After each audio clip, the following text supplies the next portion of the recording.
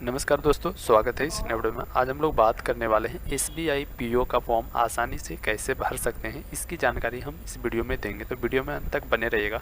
सबसे पहले इसमें जानेंगे कि एसबीआई पीओ क्या है, इसमें क्या काम करना पड़ता है और एसबीआई पीओ में कितनी वैकेंसी निकाला गया है और इसमें क्या क्वालिफिकेशन लिया जा रहा है, ठीक है। और इसका लास्ट एंड स्टार्टिंग डेट जो है यहाँ पे बताया गया है। तो यहाँ पे रजिस्ट्रेशन का जो है डेट स्टार्ट हुआ वो 7/9/2023 से स्टार्ट हो गया है और यहाँ पे इसका जो लास्ट डेट रखा गया है वो 27/9/2023 तक रखा गया है, ठीक है। अगर फॉर्म में किसी भी प्रकार का दिक्कत होता है तो इसमें सुधार का जो है डेट नहीं दिया गया है, तो आप केयरफुली फॉर्म को फिलअप कीजिएगा। उसके लिए आपको वीडियो को पूरा डिटेल्स में देखना पड़ेगा दोस्तों, तभी जो है आप इस फॉर्म को फिलअप कर सकते हैं, ठीक है। तो चलिए नोटिफिकेशन में पहले देख लेते हैं कि क्या क्या महत्वपूर्ण जानकारी दिया गया है। इससे पहले दोस्तों, अगर आप नए हैं तो हमारे चैनल सीके जॉब सर्च को सब्सक्राइब जरूर कर लीजिएगा, क्योंकि इस चैनल के माध्यम से हम जॉब से रिलेटेड, एडमिट कार्ड से रिलेटेड और रिजल्ट से रिलेटेड नोटिफिकेशन या जानकारी को बताते रहते हैं। अगर आप ऑफिशियल नोटिफिकेशन को डाउनलोड करना चाहते हैं तो उसका लिंक हमने डिस्क्रिप्शन बॉक्स में दिया हुआ है, टेलीग्राम का लिंक दिया हुआ है, वहाँ से क्लिक करके आप टेलीग्राम को ज्वाइन करके आप जो है नोटिफिकेशन को डाउनलोड कर सकते हैं, ठीक है। उसमें पूरी डिटेल्स में जो है बताया गया है। तो यहाँ पे नोटिफिकेशन में देखिए, यहाँ पे देखिए फॉर्म से रिलेटेड, एग्ज़ाम से रिलेटेड नोटिफिकेशन बताया गया है। तो यहाँ पे पूरी डिटेल्स में आप पढ़ लीजिएगा। फर्स्ट फेज में एग्ज़ाम आपका नवंबर में होगा, सेकेंड में आपका जो है यहाँ पे दिसंबर में होगा, ठीक है। उसके बाद जो है थर्ड में आपका यहाँ पे दिया गया है जनवरी में होगा, 24 जनवरी और फरवरी के बीच में होगा। उसके बाद यहाँ पे ग्रेजुएशन पास व्यक्ति अप्लाई कर सकते हैं, अगर आप ग्रेजुएशन पास हैं या फिर अगर आप ग्रेजुएशन में पढ़ रहे हैं और आपका जो है पासिंग डेट 31/12 से पहले है तो आप इस फॉर्म को अप्लाई कर सकते हैं, ठीक है। तो किसी भी, अगर आपके पास आर्ट्स है या फिर साइंस है, किसी भी स्ट्रीम से हैं तो आप इस फॉर्म को अप्लाई कर सकते हैं किसी भी यूनिवर्सिटी के द्वारा, ठीक है। तो यहाँ पे देखिए फॉर्म के बारे में दिया हुआ था। उसके बाद जो है यहाँ पे वैकेंसीज के बारे में बताया गया। तो यहाँ पे वैकेंसीज जो है टोटल आपका 2000 सीट्स बताया गया है दोस्तों, जिसमें आपका एसी का 300 है, एसटी का 150 है और उसके बाद जो है ओबीसी का 540 सीट दिया गया है, ईडब्ल्यूएस का 200 सीट है, जनरल के लिए 810 सीट है। यहाँ पे टोटल आपका 200 सीट बताया गया है, ठीक है। तो यहाँ पे पूरी वैकेंसी के बारे में आप जान लीजिएगा, उसके बाद जो है फॉर्म फिलअप कीजिएगा।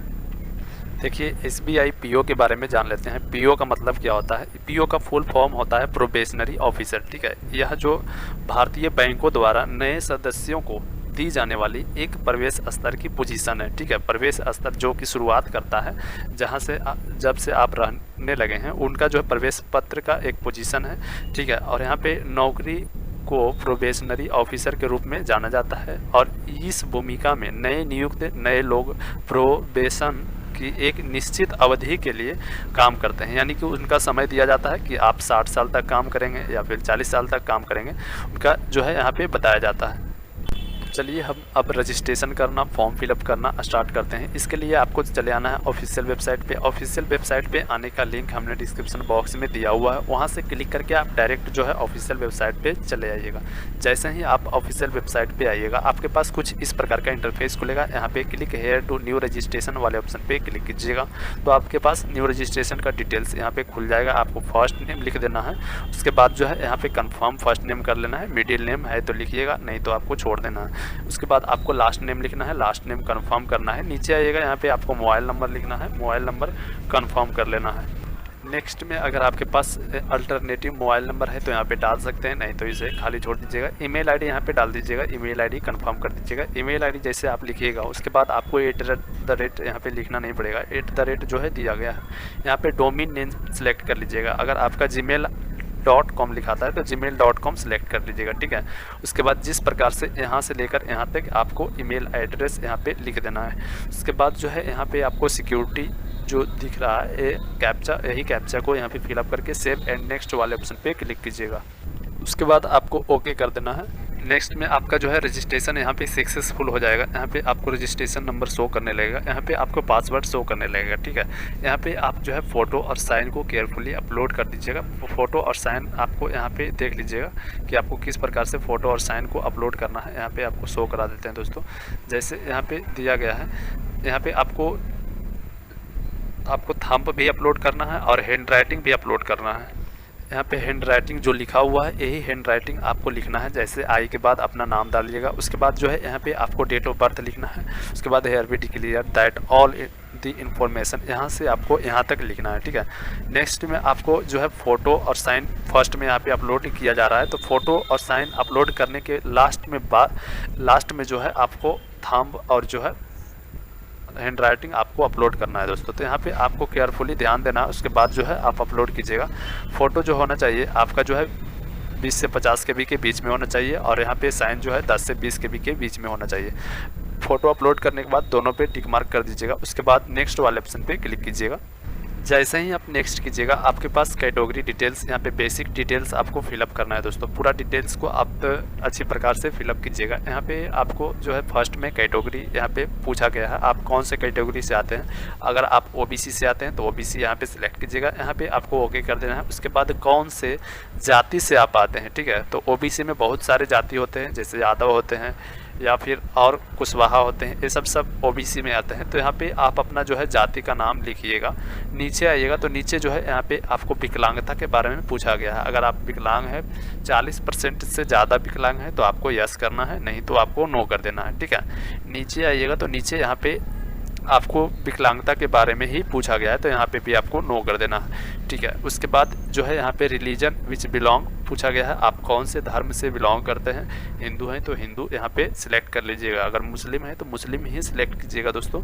उसके बाद जो है यहाँ पे पूछा गया है कि क्या आप माइनॉरिटी कम्युनिटी है, यानी कि अल्पसंख्यक समुदाय के लोग हैं। तो यहाँ पे अगर आप मुस्लिम हैं या फिर सिख हैं या फिर ईसाई हैं तो यहाँ पे आपको यस कर देना है, ठीक है, नहीं तो आपको नो कर दीजिएगा। उसके बाद ECO यहाँ पे एक्स सर्विसमैन, ECO से जो भी रिटायर्ड सर्विसमैन है वो यहाँ पे यस करेंगे, नहीं तो यहाँ पे नो करेंगे।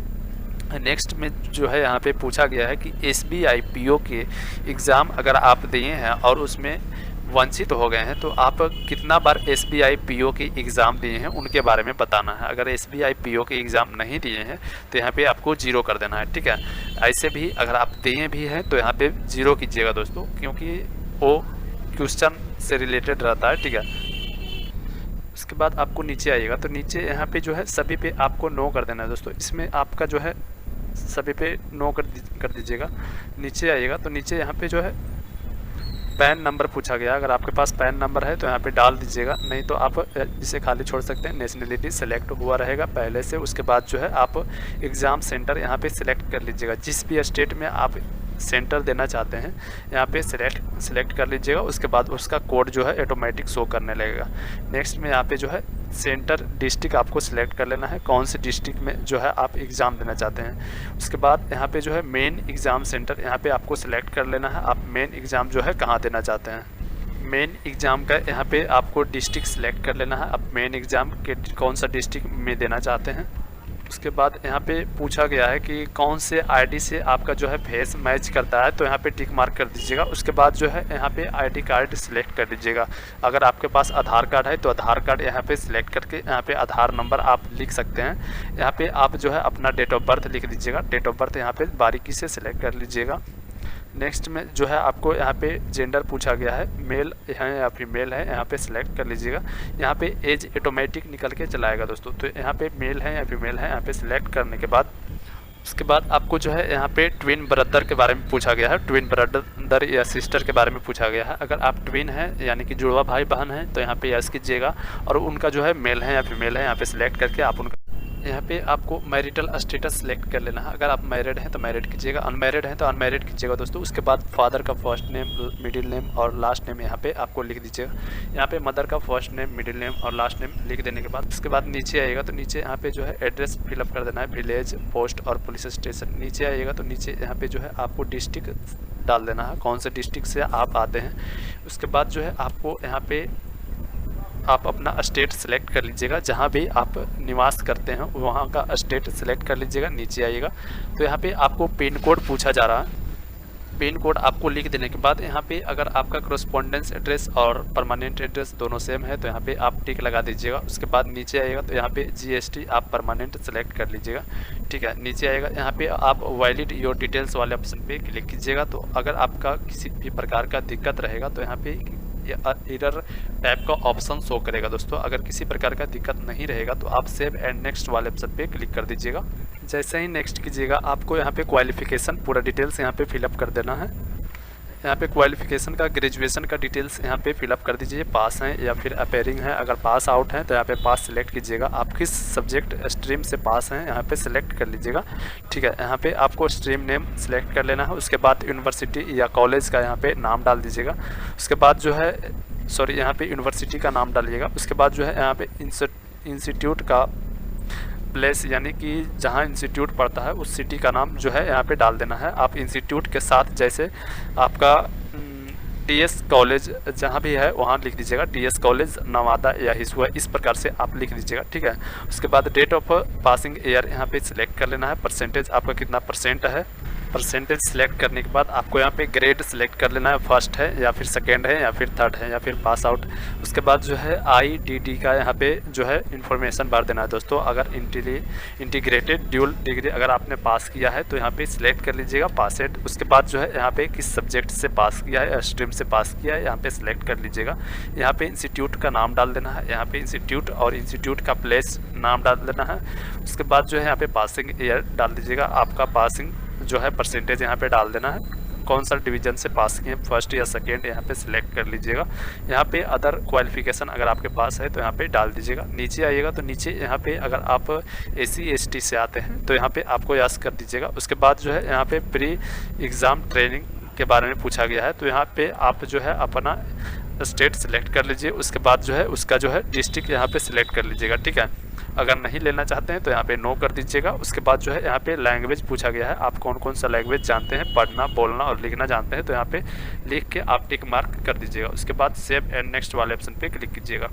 उसके बाद आपके पास जो है प्रीव्यू का ऑप्शन खुल जाएगा। प्रीव्यू यहाँ से पूरी डिटेल्स को अच्छी प्रकार से चेक कर लीजिएगा। अगर किसी प्रकार का दिक्कत है दोस्तों तो आप बैक जाके एडिट कर सकते हैं दोस्तों। अगर यहाँ से सबमिट कीजिएगा तो आपका जो है फॉर्म एडिट नहीं हो पाएगा। सबसे नीचे चले आइएगा, नीचे आने के बाद यहाँ पे आई एग्री वाले ऑप्शन पे टिक मार्क कर दीजिएगा, इस पे टिक मार्क कीजिएगा। इस पे टिक मार्क नहीं कीजिएगा, ठीक है, नहीं तो आपका फॉर्म सबमिट नहीं हो पाएगा, ठीक है। यहाँ पे कंप्लीट रजिस्ट्रेशन वाले ऑप्शन पे क्लिक कर दीजिएगा, यहाँ पे ओके कर दीजिएगा, फिर से ओके कर दीजिएगा। उसके बाद लेफ्ट हैंड थंब यहाँ पे जो है आपको अपलोड कर देना है। फर्स्ट में यहाँ पे देखिए लिखा हुआ है लेफ्ट हैंड थंब रहना चाहिए, हैंड राइटिंग लिखा हुआ रहना चाहिए। जैसे हैंड राइटिंग हमने फर्स्ट में बताया है उसी प्रकार से आपको जो है हैंड राइटिंग यहाँ पे लिख दीजिएगा, ठीक है। उसके बाद जो है यहाँ पे आपको कैप्चा जो शो कर रहा है यही कैप्चा को यहाँ पे फिलअप करके आप सेव एंड नेक्स्ट कर सकते हैं। जैसे ही सबमिट कीजिएगा आपका जो है फॉर्म यहाँ पे सबमिट हो जाएगा दोस्तों। उसके बाद अगर आप जनरल या फिर OBC से आते हैं तो आपका जो है पेमेंट लिया जाएगा, पेमेंट का प्रोसेस आ जाएगा। तो पेमेंट आप आसानी ढंग से कर सकते हैं, ठीक है। डेबिट कार्ड से या फिर क्रेडिट कार्ड से आप पेमेंट कर सकते हैं, UPI के माध्यम से भी पेमेंट कर सकते हैं।